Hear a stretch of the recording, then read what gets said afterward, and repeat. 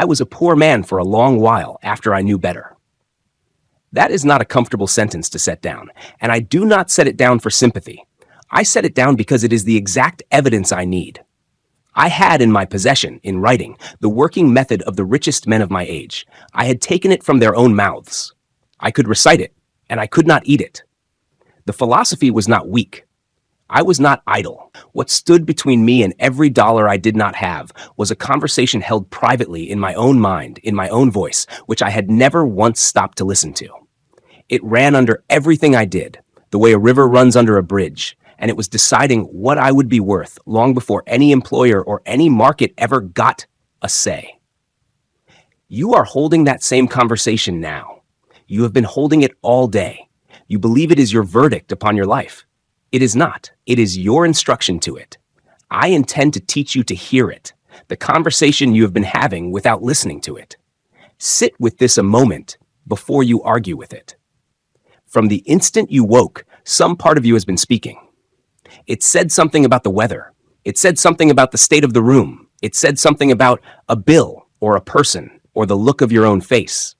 It has not stopped since, and you have not once thought of it as speech because it did not use your mouth. Now, a man will tell me he does not talk to himself. He is mistaken. He simply does not attend to it the way a man who has lived beside a mill no longer hears the wheel. Consider what that voice actually said about money today. Not what you would say to a stranger. What it said when nobody was listening and nothing was at stake. Something on the order of, "This is what I can afford." This is the sort of thing that happens to me. It is always something. I am not the kind of man who gets that. Those are not observations. Every one of them is in order. I have spent my working life taking apart the habits of men who became rich and men who did not. And the difference I expected to find was in what they did. It is not. It is in what they said to themselves hourly without noticing for years. The doing followed. The doing always follows. Here is the part that troubles people, so I will state it plainly and let it trouble you. The voice does not know it is lying. It is not malicious. It repeats what it was given faithfully, the way a clerk copies a ledger without reading the sums. And the mind will act upon a faithfully repeated sentence, whether that sentence is true or not. That is the whole engine. Everything that follows in this hour is the taking apart of it. Where those sentences came from and why you never examined them. There is a principle called accurate thought, and it is the least popular of all of them because it asks a man to do the one thing he most dislikes doing. It asks him to check his own mind for stolen goods. Accurate thought means thought which is of your own creation. That is the whole of the definition, and it is far more severe than it sounds. Thought which came to you from another person by plain statement or by suggestion is not your thought. It may even be true. It is still not yours, and you have not earned the right to act on it because you have never tested it. Now, take that definition and turn it upon the conversation in your head. Where did the sentence come from? Not the polite answer, the real one. Somebody said it. In a kitchen, in a schoolroom, on a shop floor, when you were young enough to take it in without a guard on the door. Money is hard. People like us do not do that. Do not get above yourself. Be grateful for what you have got. You did not weigh any of it. You had no means of weighing it. You were a child, and a child does not audit. A child absorbs, and so it went in whole, and it has been repeating in your own voice ever since, which is the cruelest part of the arrangement. Because a sentence in your own voice does not sound like somebody else's opinion. It sounds like the truth about you. I want you to feel the size of that. A great many men are living out at 50, an estimate of their capacity that was formed by a tired adult in a bad year and never examined since.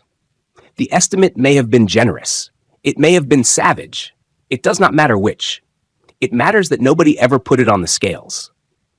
Two men standing in the same ashes. In October of 1871, the city of Chicago burned. When the wind finally turned, the merchants came back to look at what had been their places of business. Understand the scene properly, because the whole of my point is in it. These were not men of different fortunes. They stood on the same street in the same ash over stock and buildings and ledgers gone to the same smoke. If circumstance decided anything, it had just decided the same thing for all of them. and standing there, each man said a sentence to himself. Most of them said some form of the sentence you would expect. I am finished here. There is nothing left on this ground. I shall go west or south and begin again where the burning has not been. That was not cowardice. It was arithmetic, and the arithmetic was sound. One of them, a merchant named Marshall Field, looked at the same ruin and saw a store standing on that exact ground. Not a smaller store. The greatest retail house in the world on the self-same spot, while the timbers in front of him were still giving off heat. Now, I'm not going to tell you he wished it into being, because that is not what happened, and you would be right to distrust me if I said it. What happened is that his firm loaded what stock could be saved onto wagons before the fire reached it, opened again in a temporary place within that same month, and stood once more upon their own ground on State Street inside 2 years. And in 1877, the rebuilt store burned to nothing a second time. He built it again. That is the fact. I want you to hold, not the vision. The second fire. Any man can hold a fine picture in his head once. On a morning when the loss is fresh and the blood is up, the sentence he said to himself, clear his throat, in the first ashes, was still the sentence he had 6 years later in the second lot of ashes, and that is why it was worth something. Every one of those merchants was handed the identical circumstance. They did not receive identical futures. What differed was one sentence spoken silently by each man to himself on a street full of smoke. The first labor of an accurate thinker to tell a fact from a rumor. Accurate thought asks 2 labors of a man, and here is the first. You must separate a fact from mere information. There is an enormous quantity of information available to you, which is not founded upon fact at all, and the mind makes no distinction between them unless it is trained to a rumor repeated often enough and in a confident voice occupies exactly the same shelf as a measurement. Study the sort of man who is governed entirely by what he hears. He accepts the whisperings of the winds of gossip. He takes what is printed as settled. He judges another man by what a third man said of him at a bar. He is not a stupid man. He has simply never once demanded of a statement that it produce its credentials. Now, do to yourself what you do to him. Take the sentence your voice says most often about money. Write it out, then put one question to it and refuse to be talked out of the question. Is this a fact or is it information? I'm not good with money. That is information. It is a summary made by somebody at some time from some evidence you cannot now produce. I have twice let a payment run late this year. That's a fact. It is small, it is dated, it is checkable, and being a fact, it can be worked on. Do you see what has happened in the space of one line? The first sentence describes a man. There is nothing to be done about a man. The second describes a habit, and a habit has a handle on it. The voice deals almost entirely in the first kind of sentence because summaries are cheap and facts cost labor. That is why it can talk all day and nothing ever improves. The second labor, to know which facts are worth carrying. The second labor is harder and almost nobody performs it. Having got hold of your facts, you must sort them into 2 heaps, the important and the unimportant. Both heaps are true. That is precisely what makes this difficult. A man will defend the time he spends on trivia by pointing out correctly that the trivia is real. I have watched 2 men of equal ability and equal hours arrive at wholly unequal ends, and when I went through their days, I did not find that one had worked harder. He had worked upon the facts that moved the load. The other had worked with great diligence and real distress upon facts that moved nothing. The first man had provided himself with a lever. The second had a tack hammer and was swinging it honestly. Apply that to the conversation. Almost everything the voice raises is a true and unimportant fact. The price of the small thing you bought, the remark somebody made in a corridor, the comparison between your circumstances and the circumstances of a man you know, all true. None of it capable of altering a single figure in your life. And while it works over that heap, the important facts sit untouched. What you actually earn, what you actually spend, what you actually know how to do that another man will pay for, and what you have never once asked for. Here is a test you can run tonight, and it will sting. Take the last hour of your thinking and ask of each thing in it, if this were entirely settled by morning, would any figure in my life be different? Most of it will not survive the question. An unimportant fact is not a harmless one. It occupies the same hour a decisive one would have occupied. The engineer who found out that he was not an engineer. I knew a man named Stuart Austin Weir, who is the plainest illustration I have of what these two labors are worth in money. He had prepared himself thoroughly and at cost for the work of a construction engineer, and he practiced it for years and was good at it. Then the hard times came. The building stopped, and he found himself sitting at home with a trade nobody wanted. Now, the sentence that arrives at that moment is always the same one, and it feels like a fact. I am an engineer. There is no work for engineers, therefore there is no work for me. Look at what has been smuggled into that. The second sentence is a fact, checkable, and at that hour it was true.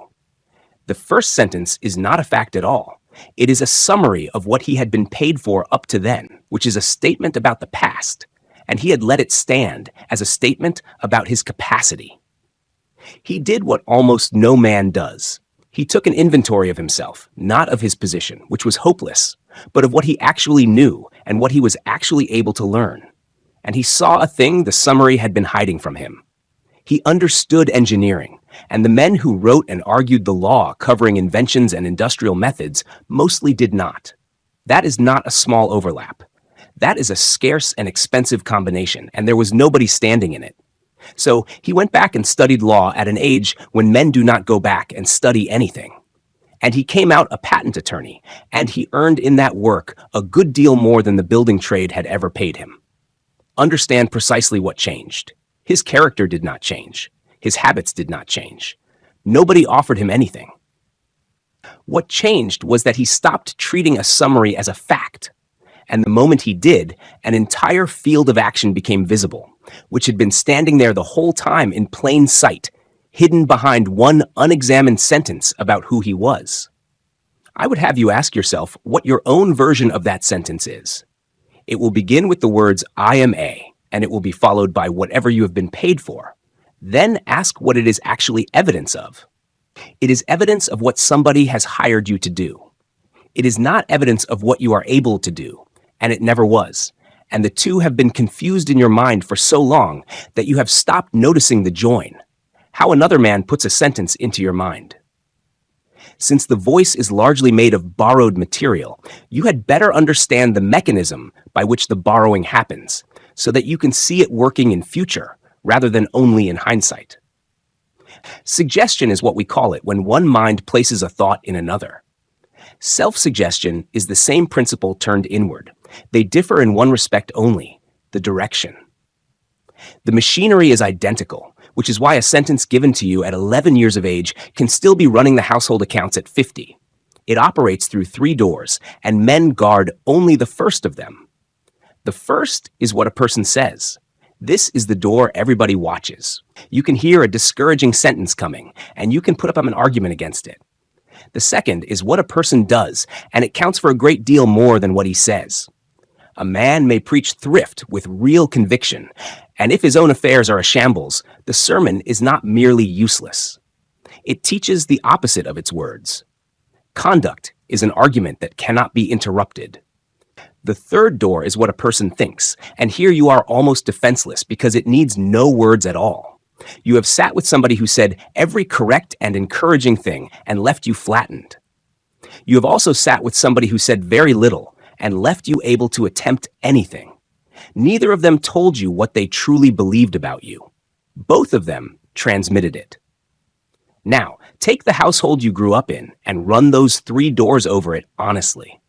Not the speeches, the conduct, and the settled private belief underneath the conduct. That is where most of your inner vocabulary was actually issued, and it was issued without one word of it ever being said aloud, which is exactly why you cannot remember agreeing to any of it. The sentences you say about other men. There is a part of this conversation you will not have thought to examine because it does not appear to concern you at all.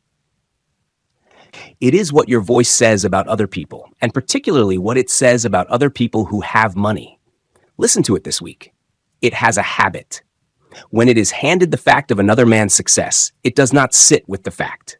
It reaches quickly, almost before you have finished hearing the news, for the explanation that costs you nothing. He was lucky. He had help. He knew somebody. His family had it behind him. He was in the right trade in the right decade. There was probably something crooked in it. Sometimes that explanation is even correct. That is not the trouble. The trouble is the speed. A mind that has arrived at its verdict inside 2 seconds has not examined anything. It has produced a comfort and called it a judgment. And it did so because the alternative reading was intolerable. Because if the man were not lucky, then he did something. And if he did something, it can be found out. And if it can be found out, it can be done. And then the question of why you have not done it is standing in the room with you. And nobody wants that question at supper. So the mind buys the comfort. It costs a shilling, and it seems to cost nothing. Here's what it actually is. And this is the part I want you to carry. You own only one instrument for estimating what a man is capable of. And you use the same one on yourself. There's not a separate faculty for your own case. Every time you explain away another man's result, you are training that instrument to explain away results. And you do not get to keep it sharp for your own affairs and blunt for everybody else's. The man who has spent 20 years accounting for the success of others by luck has built himself a mind which, when his own chance finally arrives, will account for it by luck as well, and will not press it. The accurate thinker does the opposite. And it is not generosity, it is self-interest. He looks at the successful man and asks a duller and far more useful question. What did he actually do? In what order? And which part of it is available to me? Half the time, the answer is nothing you can use. The other half of the time, it is a method. The tone carries the order, not the words. I must tell you something about how the mind takes an instruction, because a great many earnest people repeat fine sentences to themselves for years and get nothing whatever for it, and then conclude that the principle is false. The principle is not false. They have been sending words without the thing that makes words carry. It is the tone in which a statement is made, far more than the statement itself, that convinces or fails to convince. Watch a salesman present a faultless argument in a flat voice and lose the sale. His words said one thing, and his tone said another. And the buyer believed the tone. The buyer always believes the tone. Your own mind is a buyer, and it is a shrewd one. So consider which of your two conversations is spoken with feeling. The fearful sentence is never flat. It arrives at 3 a.m. with the whole body behind it, the chest tight, the stomach turned over, entirely convinced. It is colored to the brim. The good sentence, the one you repeat because somebody told you it was a wholesome practice, is usually recited the way a bored child recites a table, correct in every particular, believed by nobody, least of all the man saying it. Then a man wonders why the fear takes and the affirmation does not. It is not a mystery. He has spoken one of them and merely pronounced the other. This is the reason I will not have you repeating a sentence you cannot feel. A statement you do not believe said aloud does not build faith. It builds practice at not believing yourself, and you have quite enough of that already. Take a smaller sentence you can actually mean and mean it. A true small statement, felt, will move more in you than a magnificent one recited. What the fear of poverty sounds like when it speaks. There are 6 great fears which come to men, and the first and most destructive of them is the fear of poverty. I do not want you looking for it as a feeling. It rarely announces itself as fear at all. It has learned to sound like good sense, and that is what makes it lethal. It speaks in the voice of the sober, prudent man who has seen a bit of life. Learn its sentences because they are always the same ones. It speaks as indifference. It says none of that is for me, and it says it lightly with a shrug so that no one, including you, mistakes it for a wound. It speaks as doubt.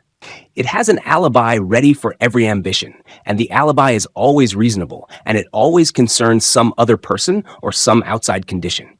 It speaks as worry. It runs the accounts of a disaster that has not occurred at length at night. It speaks as overcaution. It examines every side of a proposition endlessly and calls the endlessness thoroughness. It waits for the perfect hour. There is no perfect hour, which is the point, and some part of it knows so. And it speaks as delay. This is its favorite.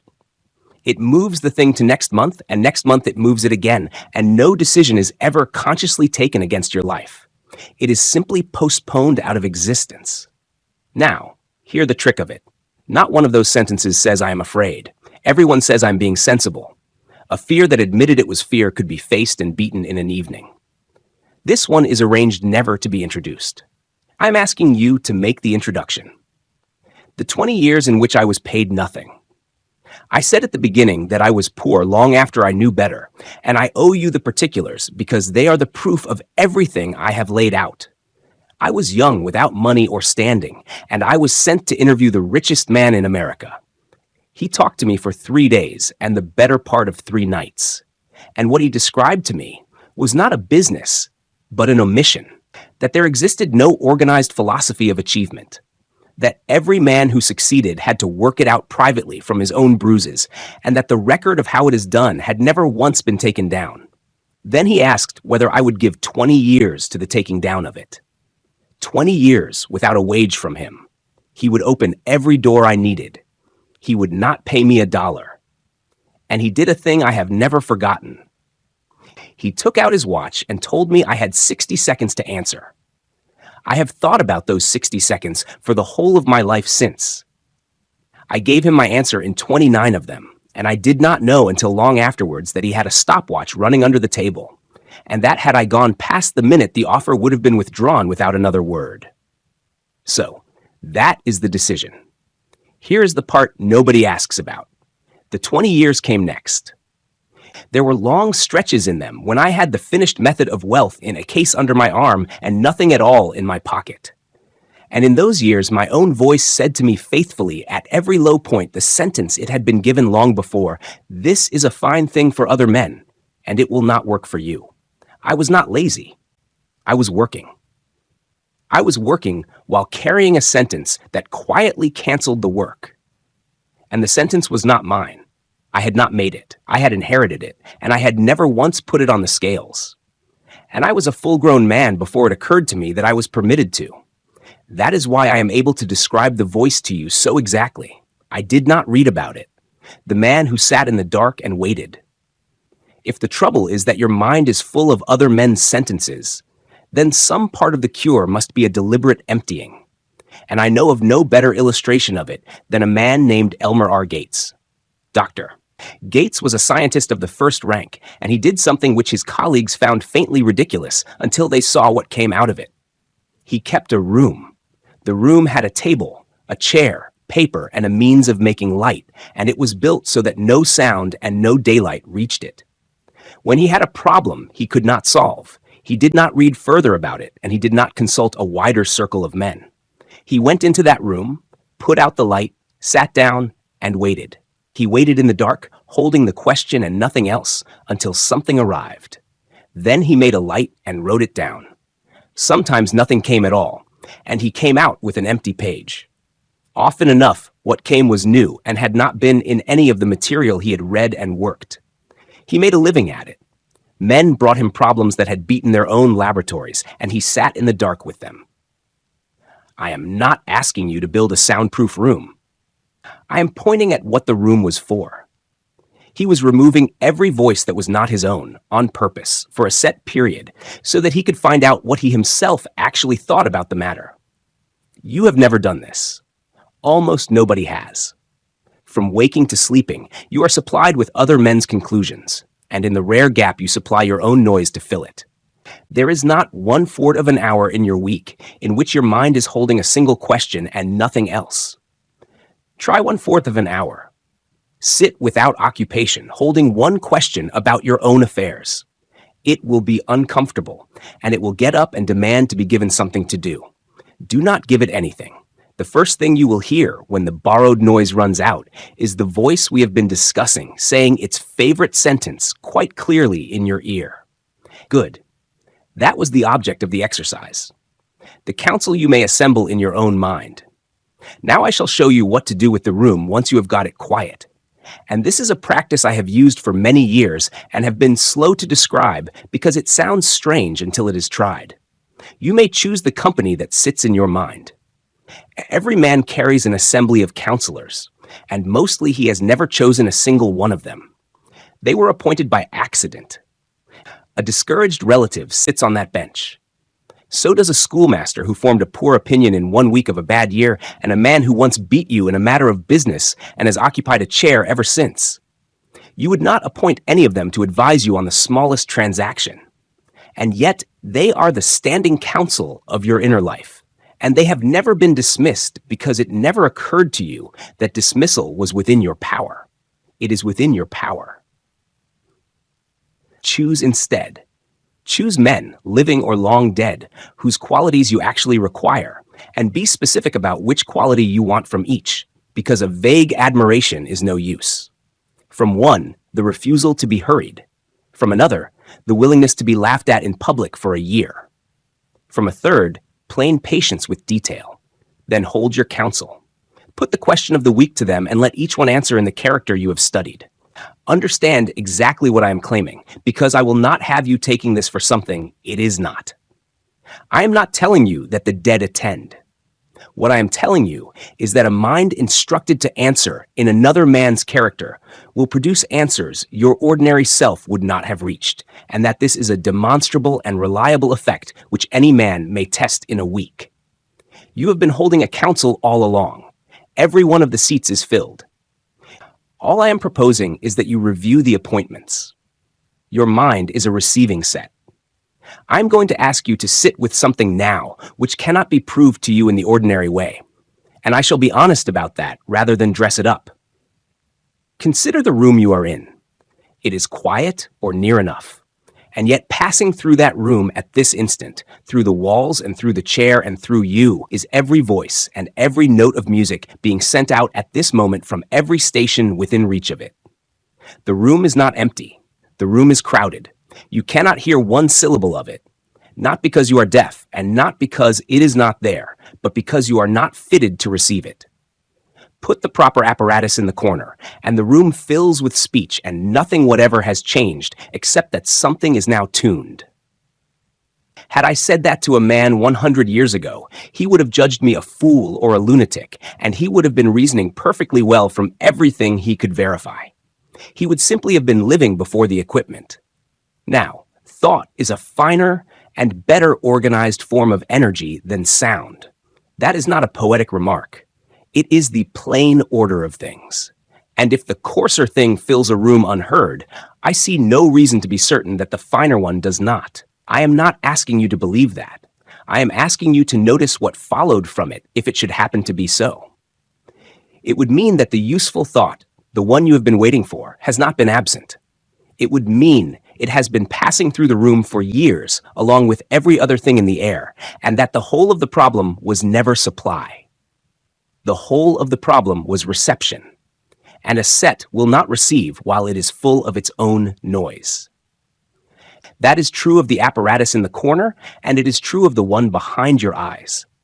A mind running its 6 worn sentences all day at volume is a set jammed by its own transmission. It is not listening. It is broadcasting, and it is broadcasting the estimate of a tired adult from 30 years ago. This is why the dark room matters in the quarter of an hour, and the emptying. Not as a discipline for its own sake. You are not clearing the mind in order to feel calm. You are clearing it because a set cannot receive while it is shouting. Get it quiet and hold one question in it, and something arrives that was not in the material you fed it. Every man who has ever done this has reported the same thing, and reported it with a certain embarrassment and gone on doing it. The merchant who opened the same store twice. Let me give you a man whose whole life turned on the difference between a fact and a summary. In February of 1879, a young fellow named Frank Woolworth opened a store in Utica in the state of New York on an idea nobody had properly tried. A counter of goods, every one of which cost 5 cents, plainly marked no haggling. By May, the store had failed and shut. Now, stop there because this is the exact place where most lives are decided, and it is decided in a sentence. The obvious sentence, the sober one, the one his neighbors would have thought reasonable, was ready to hand. The idea does not work. The market has spoken. Go back to a wage and be sensible. He did not say it. What he said, in effect, was narrower and far more useful. This ground does not work. He opened again in June. Same month, same year, same idea, same goods, and as it happens, the same sign carried across from the failed shop.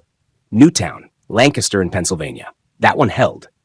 He put a second counter in it at 10 cents, and the 5 and 10 was born, and he built it out until it stood in 1,000 towns and made him one of the wealthiest merchants in America. Between the failure and the fortune lay 4 months and 1 sentence. Consider how little separated them. Had he concluded the idea was wrong rather than the place, everything after would simply not exist. And no one would have been able to point to the error because the failure in Utica was a genuine fact, and the sober conclusion drawn from it would have looked like wisdom for the via of his life. That is what is at stake in your conversation, not comfort. The correct reading of a real event, the sum you believe you may ask. Let us bring this down to the actual figure, because a man may agree with everything I have said and still not see where the money is lost. And I will tell you where it is lost. It is lost in the asking. Almost nobody is underpaid by an employer. Very nearly everybody is underpaid by an estimate they made privately years ago and never once revised. Watch what happens the moment a sum is to be named. Before your mouth opens, the voice has already been in and settled it. It has looked at what you were paid last, added a modest amount, subtracted something for the risk of seeming greedy, and handed you a figure. And you say that figure, and you believe you have negotiated, and you have not. You have read out a number that was decided in private by a faculty you have never audited. What you sell is made of 3 things and no others: the quality of the work, the quantity of it, and the spirit in which it is rendered, which is to say whether a man is glad to have you about the place. Take those 3 seriously for a moment, because they are the whole of your price and they are all inspectable. Is the work as good as it can be made? Is there enough of it? And the third one, which men resent being asked and which decides more than the other 2, are you agreeable to deal with, or does every transaction with you cost the other party something in patience? Now, here's the join with everything we have said. Your voice has an opinion on all 3, and it formed that opinion long ago, and it did not use evidence. It says you are careless when you are not. It says you are slow when you are merely thorough. Or, just as ruinous the other way, it says you are worth a great deal more than you are, and then explains the market's disagreement by the stupidity of the market. Both errors are the same error. Neither man has looked, so look. Take the 3 one at a time and gather actual facts about each, not feelings about them. Facts of the small, dated, checkable kind. What was delivered? When? In what condition? And what did the other party say about it? Do that honestly, and one of 2 things happens, and both are worth having. Either you find you've been asking too little, and you now possess the evidence to ask properly in a voice that will carry because it is true, or you find the work is not yet worth what you wanted for it, in which case you have been handed the exact thing to go and improve, which is infinitely better than a grievance. The work you are not paid to do. There is one more sentence in the repertoire, and it is the most expensive of all of them, and it wears the appearance of simple fairness. That is not my job. I am not paid to do that. It sounds like a man protecting himself, and in a poor situation it sometimes is. But run it out to the end and see where it puts him. A man who does precisely what he is paid for has agreed in advance and in writing that his value is a known quantity, fixed by somebody else and closed. He has handed over the only instrument by which a wage is ever actually raised, because consider how a wage is in fact raised. Not by asking in the first instance, by becoming visibly and inconveniently worth more than the sum currently attached to you. A man who renders more and better service than he is paid for creates a gap, and the gap is uncomfortable, and it gets closed. Either the employer closes it, or somebody else does, because a man visibly worth more than he is paid does not stay a secret for long. I have watched this work for so many men that I no longer regard it as a strategy. It is closer to a law, and it is the most reliable one I know, and it is refused by nearly everybody who hears it on the grounds that it is unfair. It is unfair. That is not the question. The question is whether it works, and it does. Now hear the voice at this exact point, because it will speak up, and it will say something that sounds like dignity.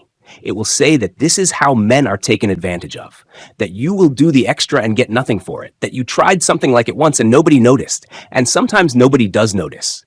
and I shall not pretend otherwise.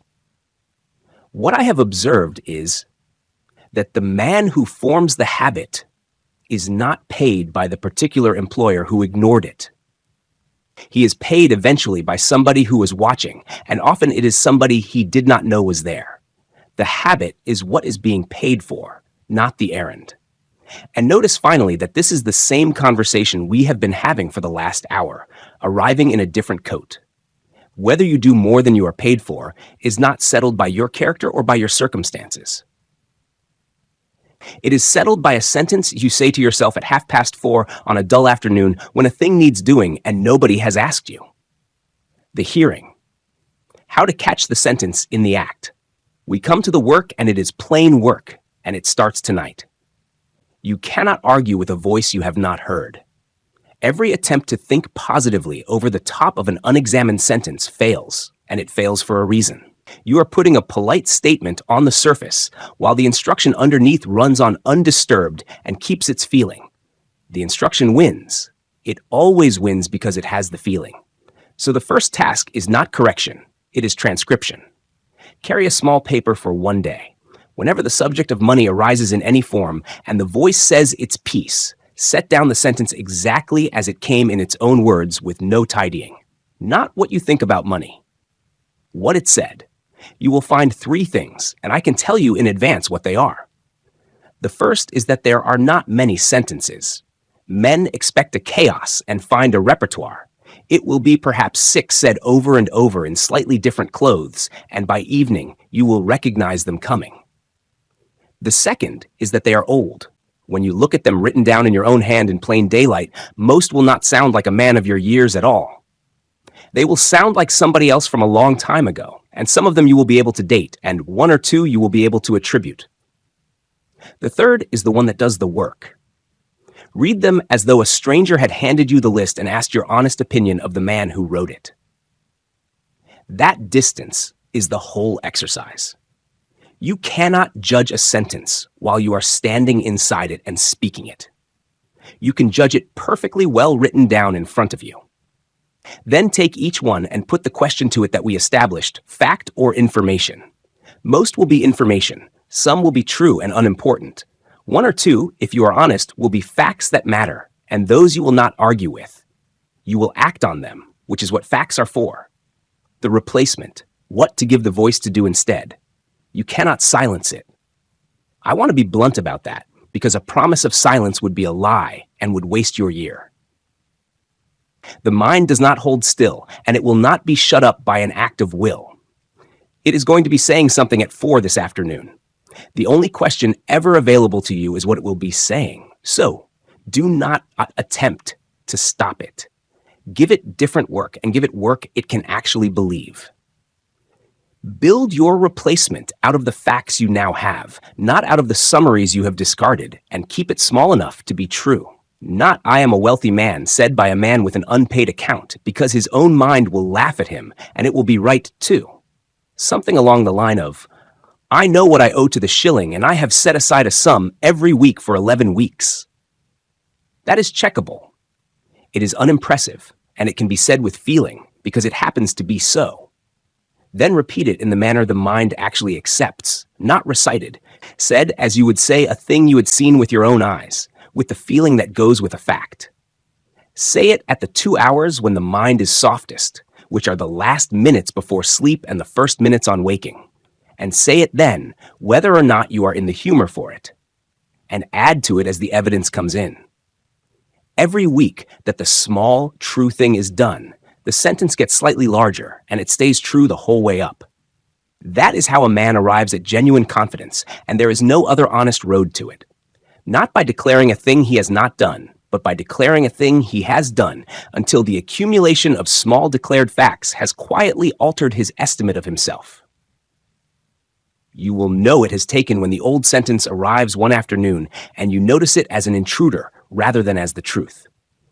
That is the whole of the change, and it is enough. What will be decided tonight?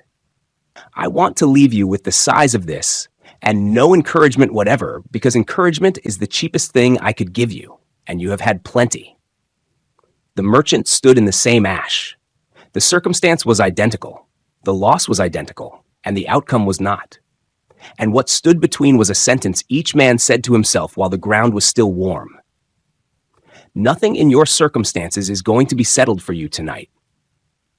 The figures will be the same at midnight as they were at noon, but the conversation will be running as it has run every night of your life, and it will be issuing its instructions in your own voice, in a tone you believe, on the authority of nobody you ever appointed. You are permitted to listen to it. You are permitted to write it down.